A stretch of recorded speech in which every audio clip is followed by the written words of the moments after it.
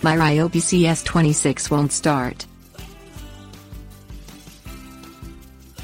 The Ryobi CS26 is a trimmer used for work outside your home. The trimmer can be used to edge grass as well as remove weeds.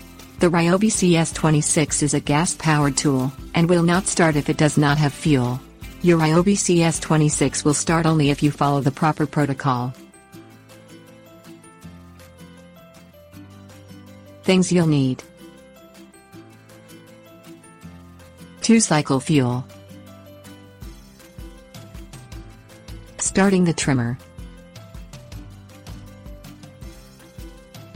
Fill the fuel tank with 2-cycle fuel. Move the clutch dial to the startup position. Press the fuel primer 2 times. Pull the cord away from the motor until the engine turns over once. Move the clutch dial to the run position. Pull the cord extending from the engine again to start the trimmer. Troubleshooting. Check your gas tank and make sure your Ryobi CS26 has fuel. If the trimmer does not have fuel, it will not start. Prime your pump at least twice before starting up a cold trimmer.